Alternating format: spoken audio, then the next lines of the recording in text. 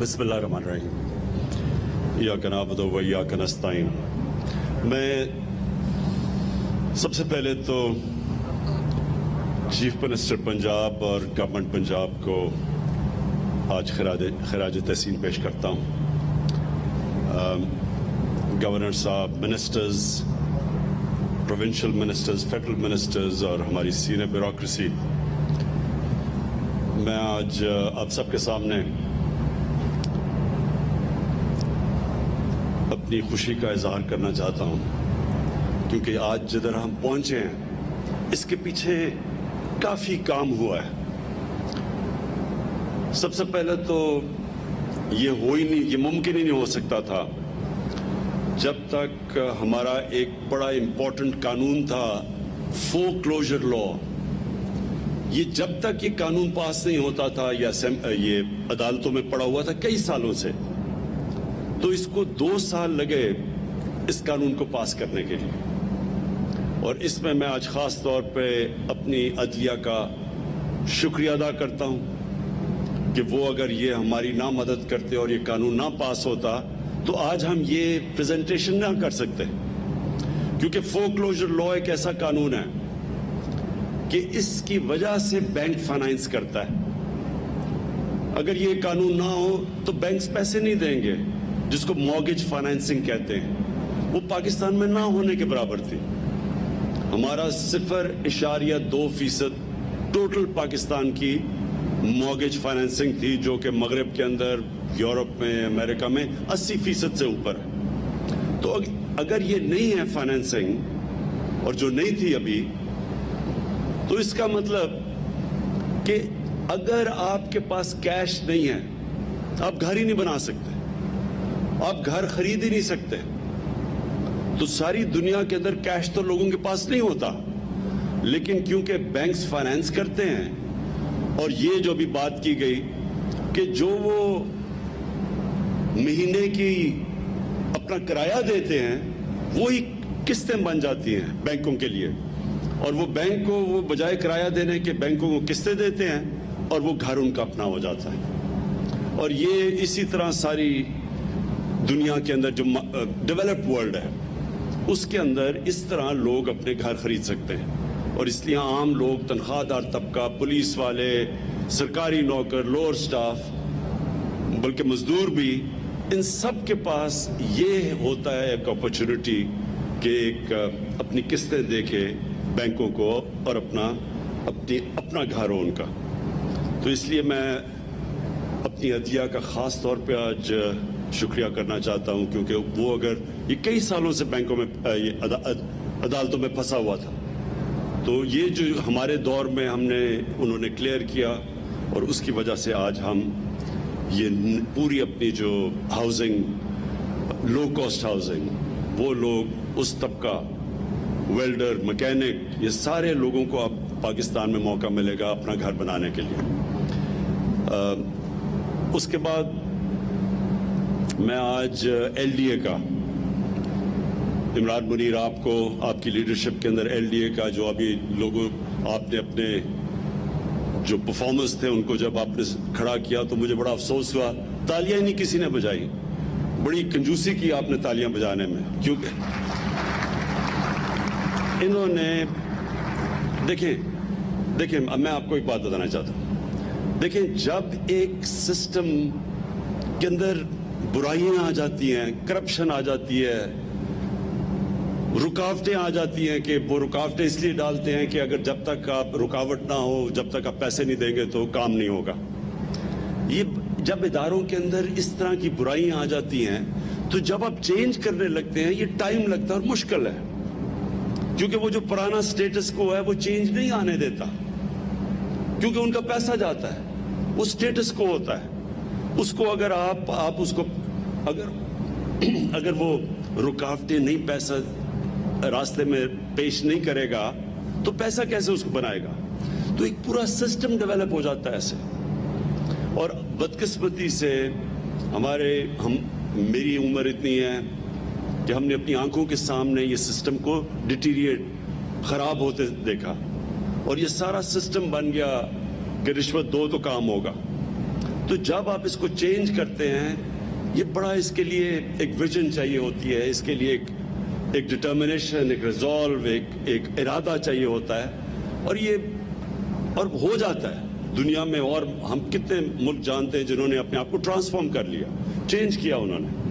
تو پاکستان نے اگر چیلنجز 21ویں صدی کے میٹ کرنے ہیں تو ہمیں اپنا آپ کو چینج کرنا ہے.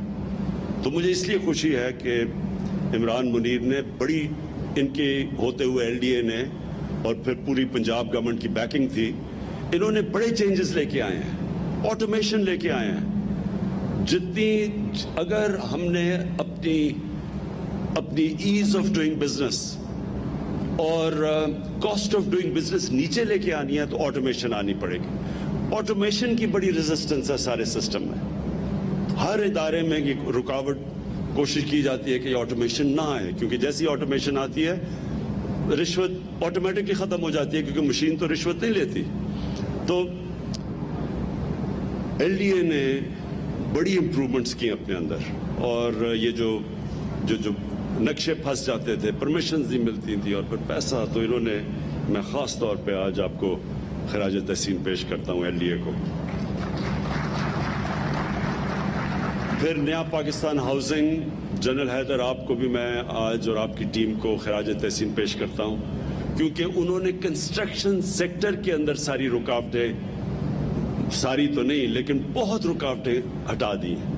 اور اس کے لیے FBR کے ساتھ بیٹھ کے ان کے ساتھ پوری کہ کیسے انسینٹیوائز لو کاسٹ ہاؤسنگ کر سکتے ہیں، کیسے لو کاسٹ ہاؤسنگ میں ٹیکس بریکس دے سکتے ہیں.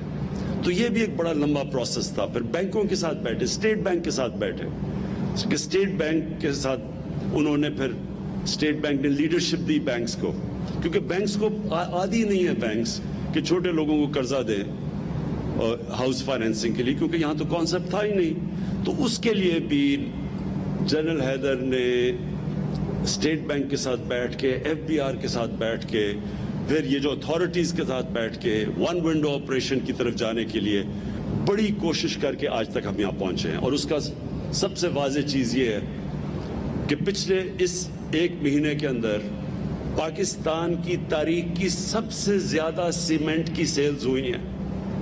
سب سے زیادہ سیمنٹ بکا ہے. تو اس کا مطلب یہ کہ کنسٹرکشن سیکٹر اب آگے بڑھنا شروع ہو گیا ہے.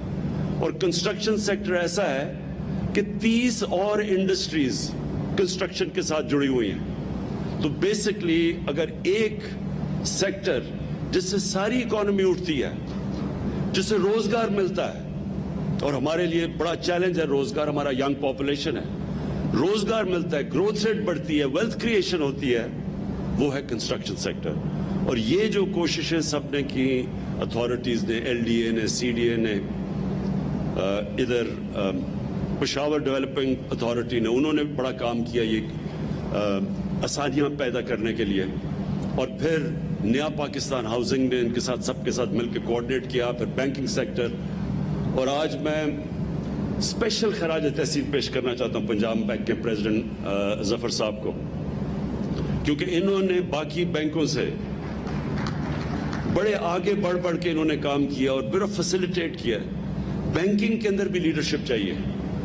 ہر بینک کا جو ہیڈ ہوتا ہے اس میں ویژن نہیں ہوتی، وہ تو یہ دیکھتا ہے کہ کس طرح میں نے نفع کمانا ہے. لیکن جو آؤٹ اسٹینڈنگ بینکرز ہوتے ہیں وہ یہ سمجھ آتے ہیں کہ جتنا آپ اکانومی کو گرو کروائیں گے تو سب کا ہی فائدہ ہوگا، بینکنگ کا بھی فائدہ ہوگا، کہ جتنی بڑی اکانومی ہوگی اتنا ہی بینکس کے پروفٹس ہوں گے.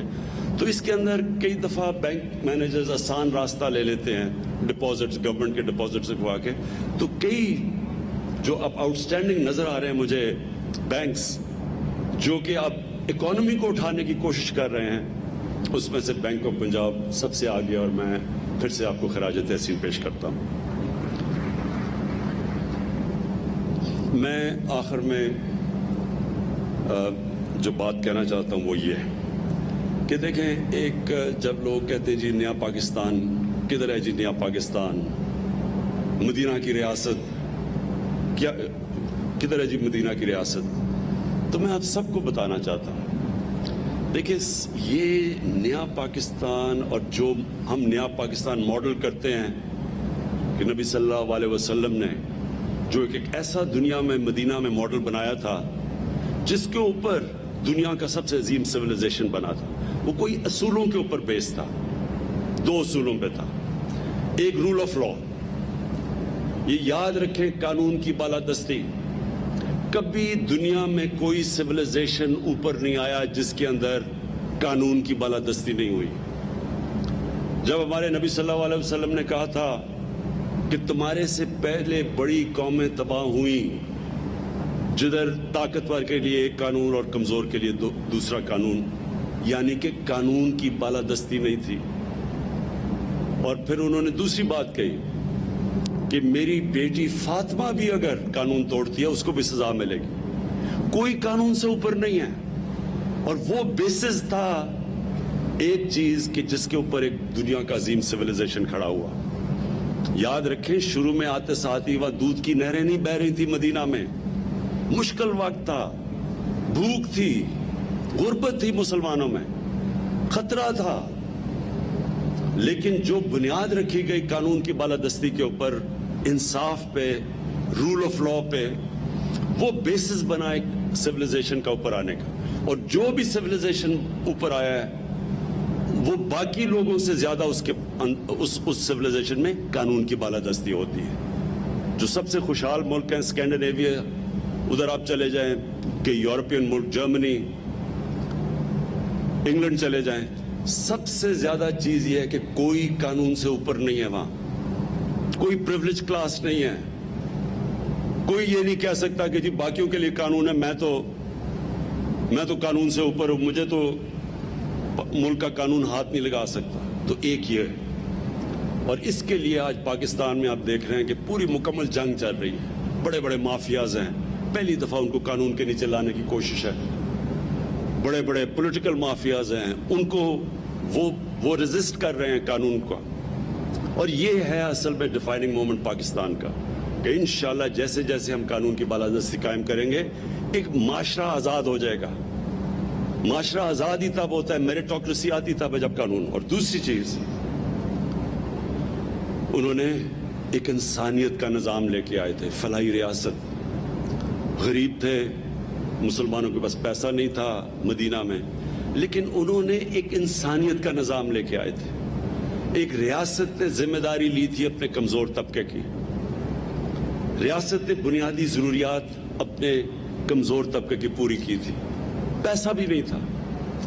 تو ہم بھی وہ کوشش کر رہے ہیں۔ سب سے پہلے بہت بڑا ایک نعمت اس قوم کے لیے، غریب آدمیوں کے لیے، health card, health insurance, universal coverage, جو اب اس وقت پختونخوا میں سارے شہری کور ہو چکے ہیں، ہر گھرانے کے پاس ہیلتھ کارڈ ہے، کسی اسپتال میں جا کے 10 لاکھ روپے تک اپنا علاج کروا سکتے ہیں۔ یہ تو ڈیولپڈ ملکوں میں بھی یونیورسل ہیلتھ کوریج نہیں ہے۔ دوسرا، پنجاب نے جو چیلنج لیا، پنجاب سب سے بڑا 60% پاکستان ہے، سال کے اینڈ تک پنجاب نے چیلنج لیا ہے کہ سارے پنجاب کے شہریوں کو ہیلتھ کارڈ ملے گا، ہیلتھ کوریج ملے گی۔ یہ میں پھر سے ریپیٹ کرتا ہوں، یہ ڈیولپڈ ملکوں کے اندر بھی اس طرح کی یونیورسل ہیلتھ کوریج نہیں ہے۔ پھر ہم نے پناہ گاہ، یہ انشاءاللہ اس کا نیٹ ورک پھیلے گا سارے پاکستان میں کہ ایک مزدور جو سارا دن محنت کرتا ہے اپنے گھر والوں کے لیے پیسہ بھیجنے کے لیے، اس کے لیے نعمت بن گئی ہے کہ اس کو کھانا بھی مل جاتا ہے، اس کو کرایہ بھی نہیں دینا پڑتا، اور جو پیسہ بچتا ہے وہ گھر بھیج دیتا ہے۔ میں ادھر یہاں آپ کو کہوں کہ پختونخوا کی ابھی UNDP کی رپورٹ آئی ہے، یہ میں سب کو کہوں گا کہ پڑھیں کیونکہ انہوں نے بڑی ریسرچ کر کے پاکستان میں ابھی رپورٹ پبلش کی ہے۔ اس رپورٹ میں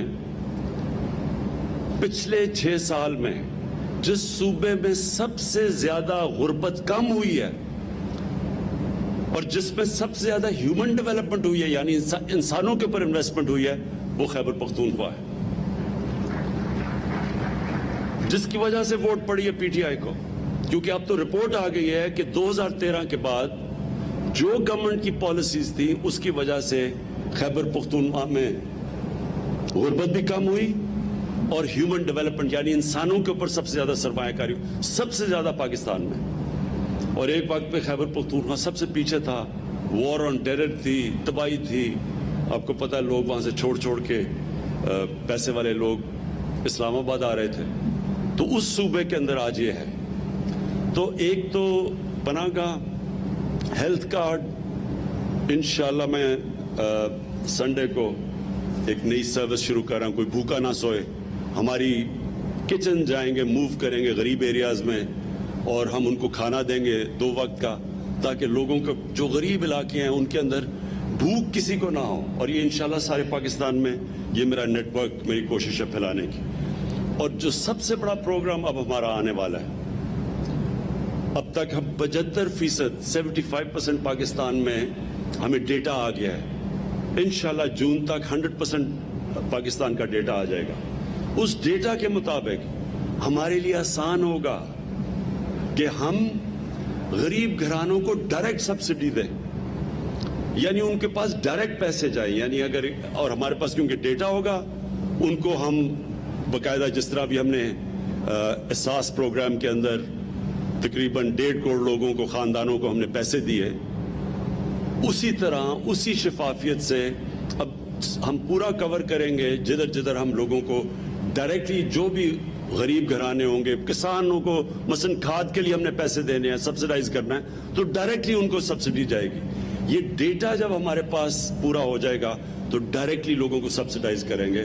اور انشاءاللہ وہ جو میری کوشش ہے کہ پاکستان ایک فلاحی ریاست بننے جا رہا ہے.